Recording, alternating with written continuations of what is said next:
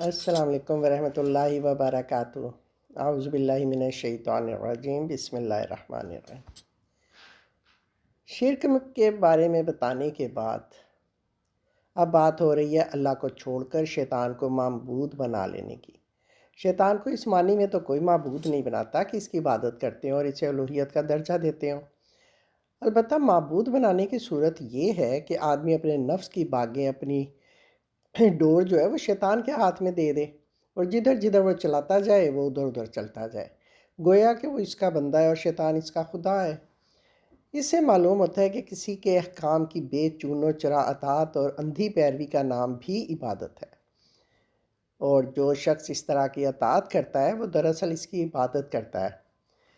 دور جاہلیت میں عرب یہ سمجھتے تھے کہ فرشتے اللہ کی بیٹیاں ہیں، پھر وہ ان فرشتوں کی مورتیاں بناتے اور ان کے نام عورتوں کے ناموں پہ رکھتے، جیسے لات، عزا اور منات وغیرہ۔ پھر وہ ان بتوں کو پوجتے تھے، اور پوجتے اس لیے تھے کہ یہ اللہ کی بیٹیوں کے بت ہیں۔ ان میں سے بعض بذات خود شیطان کے بھی پجاری تھے۔ اس طرح وہ اپنے شرک میں شیطان کو پکارتے تھے، اس سے مدد مانگتے تھے، وہ اس سے ہدایات لیتے تھے۔ حضرت آدم علیہ السلام اور شیطان کا جو قصہ تھا، جسے اللہ نے ملعون قرار دے دیا تھا، اسے راندہ درگاہ کر دیا تھا، اس لیے اس نے انسان کے ساتھ دشمنی کا اعلان کر دیا تھا، جس سے انسان پر بہت غصہ آیا تھا اور وہ اس کا سخت دشمن بن گیا۔ اس نے اللہ سے مہلت مانگی کہ وہ اسے موقع دے کہ وہ بنی آدم کے ایک بڑے حصے کو گمراہ کر کے رہے گا۔ اللہ تعالیٰ یہاں اسی بات کا ذکر کرتے ہیں کہ شیطان نے کیا کیا دعویٰ کیا تھا۔ شیطان نے دعویٰ کیا تھا کہ میں مقرر حصہ لے کر رہوں گا، ہر انسان کے وقت میں سے، مال میں سے، صلاحیت میں سے، اور اللہ تعالیٰ نے جو جو چیزیں ہمیں دی ہیں، جو ہمارے پاس ہیں، ہمیں دیکھنا یہ ہے کہ کہیں ان میں سے کچھ حصہ شیطان کو تو نہیں جا رہا۔ یہ سوال ہم سب اپنے آپ سے کریں۔ دوسرا، شیطان نے کہا تھا کہ میں انہیں بہکاؤں گا اور جھوٹی تمناؤں، آرزوؤں اور جھوٹی خواہشات میں الجھاؤں گا، یعنی ہمیں جو حاصل ہو گیا ہے اس کے بعد مزید جو ہے، اس کے بعد بھی ہمیں اور لینا ہے، ہمیں کچھ اور چاہیے۔ ہم سب کی زندگی کے ہر دور میں کبھی ایسا نہیں ہوا کہ ہمیں ایسا لگے کہ اب ہمیں زندگی سے اور کچھ نہیں چاہیے۔ انہی آرزوؤں کے بارے میں حدیث ہمیں بتاتی ہے کہ انسان اپنی آرزوئیں اور تمنائیں لے کر چلتا ہے یہاں تک کہ وہ قبر میں جا پہنچتا ہے۔ تو ہر وقت انسان کے سامنے ایک فہرست ہوتی ہے کہ اچھا اب میری زندگی میں یہ خواہشات ہیں، تو شیطان نے یہ کہا تھا کہ میں انہیں آرزوؤں میں الجھا دوں گا، میرے حکم سے وہ جانوروں کے کان پھاڑیں گے۔ عرب میں اس وقت کا یہ ایک انداز تھا، ایک رواج تھا۔ یہ اہل عرب کے توہمات کی طرف اشارہ کیا جا رہا ہے۔ ان کے ہاں یہ رواج تھا کہ جب اونٹنی 5 یا 10 بچے جن لیتی تو اس کے کان پھاڑ کر دیوتا کے نام پہ چھوڑ دیتے تھے، اور اس سے کام لینا حرام سمجھتے تھے۔ اس پہ سواری کرنا حرام اور ان کا گوشت کھانا حرام تھا، حالانکہ اللہ نے ایسا کوئی حکم نہیں دیا تھا۔ شیطان نے کہا تھا کہ وہ میرے حکم سے خدائی ساخت میں رد و بدل کریں گے، یعنی جسم کے بعض اعضاء کاٹیں گے، انسانوں اور حیوانوں کی شکلیں بدلیں گے، مثلاً غلاموں کو خصی کریں گے اور ان کے چہروں پر نشانات بنائیں گے۔ خدائی ساخت میں رد و بدل کے اندر یہ دونوں چیزیں شامل ہیں کہ شکل بگاڑ لی جائے، اور یہ بھی شامل ہے کہ جس چیز کو جیسے پیدا کیا اس کے بجائے اس سے کوئی اور کام لیا جائے، یعنی مرد کو جن کاموں کے لیے پیدا کیا ہے اس کے بجائے اس کی ساخت بدل کر اس سے کچھ اور کام لیا جائے۔ عورت کو جس کام کے لیے پیدا کیا اور بتایا گیا کہ تمہارا یہ مقام ہے اور یہ کام ہے، تو اس کے بجائے اسے کسی اور کام میں لگا دیا جائے۔ اور یہ ساری چیزیں جن کو اللہ تعالیٰ نے پیدا کیا، ان سے وہ کام لینے کے بجائے ان کے لیے کوئی اور رول مقرر کر دیا جائے، تو یہ سب خدائی ساخت میں رد و بدل ہے۔ شیطان نے مردود ہونے اور دھتکارے جانے کے بعد اس جنگ کا اعلان کیا۔ وہ اس جنگ سے تھکتا ہی نہیں ہے، اور مومن بھی اس سے غافل نہیں ہوتا، اور مومن بھی اس جنگ سے باہر نہیں آ سکتا، اس لیے کہ اسے معلوم ہے اور وہ اچھی طرح جانتا ہے اس جنگ میں وہ اللہ کا ولی ہوگا یا وہ شیطان کا دوست ہوگا۔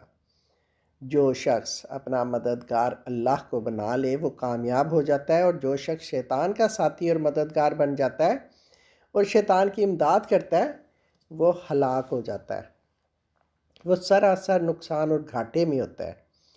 شیطان کی یہ ٹیکنیک یہ ہے کہ اس کا گمراہ کرنے کا طریقہ یہ ہے کہ وہ انسان کے برے اعمال کو اس کی نظروں میں بہت ہی خوشنما بنا دیتا ہے۔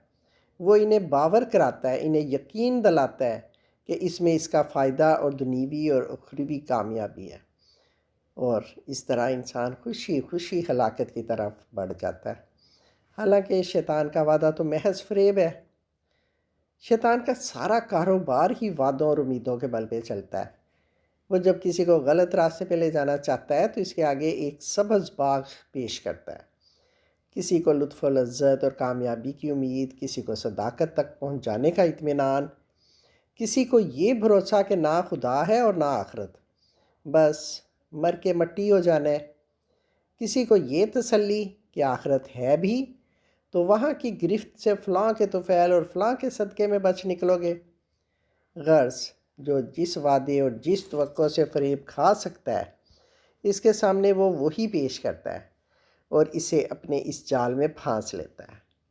انسان جتنا قرآن سے دور ہوگا وہ جلد ہی شیطان کے بہکاوے میں آ جائے گا، اور ایسے لوگوں کا ٹھکانہ جہنم ہے اور وہ سراسر گھاٹے میں ہے، وہاں سے ان کے بچنے کی کوئی صورت نہیں ہے۔ قرآن نے یہ تصویر ان لوگوں کی دکھائی ہے جو شیطان کے فریب اور جھوٹے وعدوں پر یقین کرتے ہیں۔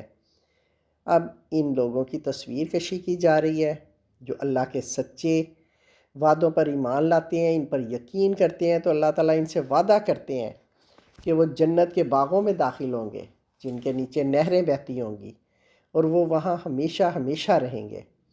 یہ اللہ کا سچا وعدہ ہے، اور اللہ سے بڑھ کر اور کون اپنی بات میں سچا ہوگا۔ ہو سکتا ہے کہ بعض مسلمانوں کے دل میں بھی یہ بات آتی ہو کہ اللہ ان کی تمام غلطیوں کو معاف کر دے گا اس لیے کہ وہ مسلمان ہیں۔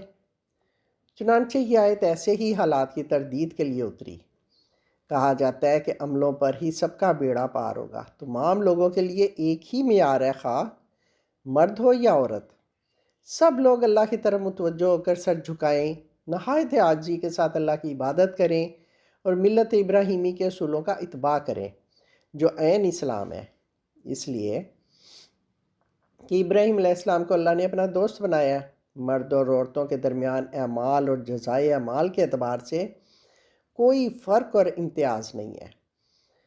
اللہ تعالیٰ کا یہ فرمان، جس نے بھی برائی کی اسے اس کی جزا دی جائے گی، مسلمانوں پر بہت ہی گراں گزرا۔ وہ جانتے تھے کہ انسان سے برائی ہو ہی جاتی ہے، خواہ وہ کتنا ہی نیک کیوں نہ بن جائے اور ڈھیر ساری نیکیاں کیوں نہ کر لے۔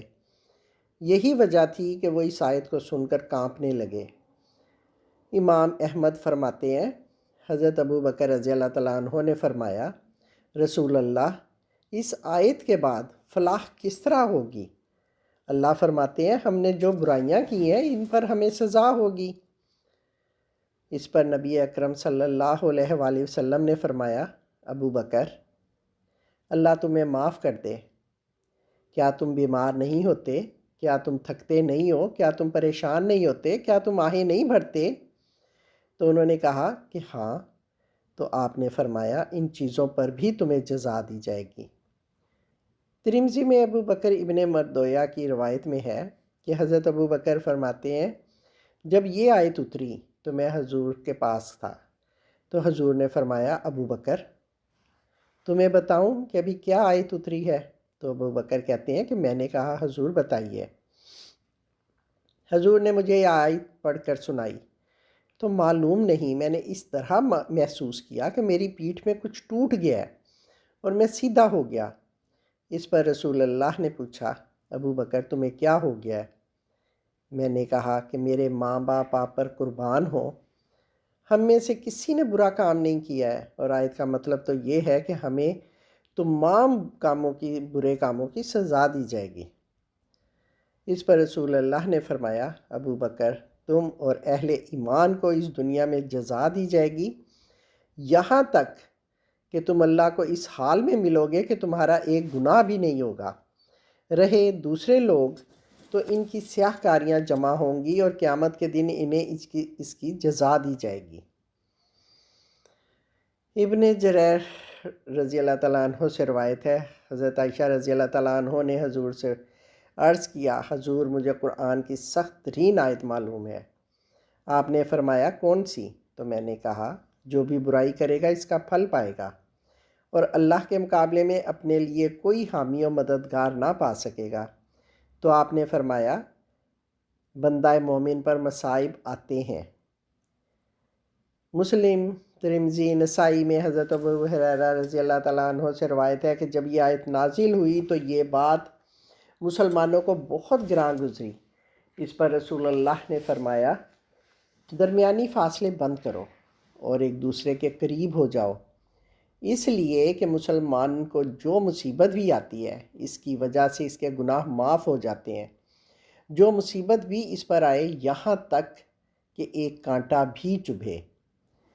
اس آیت نے مسلمانوں کو خوب جھنجھوڑا۔ اس کی وجہ سے ایک تو اہل دین کی سوچ درست ہوئی اور دوسری جانب ان کا عمل درست ہوا۔ وہ اللہ کے وعدے کی سچائی اور اس کے اوپر عمل کیے جانے کے بارے میں اچھی طرح جانتے تھے۔ اب کہا جاتا ہے کہ اللہ کے آگے سر جھکا دینا اور خود سری اور خود مختاری سے باز آ جانا اس لیے بہتر طریقہ ہے کہ یہ حقیقت کے عین مطابق ہے کہ جو کچھ زمینوں اور آسمانوں میں ہے وہ اللہ کا ہے اور وہ ان ساری چیزوں کا مالک ہے۔ اس کے لیے بہتر یہی ہے کہ وہ اللہ کی بندگی اور اطاعت پر راضی ہو جائے اور سرکشی چھوڑ دے۔ اگر وہ اپنی سرکشی سے باز نہیں آئے گا اور اللہ کے آگے سر نہیں جھکائے گا تو وہ اللہ کی گرفت سے بچ کر کہیں بھاگ نہیں سکتا۔ اللہ کی قدرت اس کو ہر طرف سے گھیرے ہوئے ہے، یعنی وہی بادشاہ اور کنٹرول کرنے والا ہے، اور حکومت اور نگہبانی بھی اسی کی ہے، اور وہ ہر چیز کو اپنے ہاتھے میں لیے ہوئے ہے۔ کوئی چیز خدا کے علم اور اس کی سلطنت سے باہر نہیں ہے۔ یا اللہ عافیت کے ساتھ ہمارے دلوں کے اندر آخرت کی فکر پیدا فرما، اور عافیت کے ساتھ ہمارے دلوں سے دنیا کی محبت کو نکال دے، اور ہمیں اپنی عافیت میں رکھنا۔ آمین ثم آمین، فی امان اللہ۔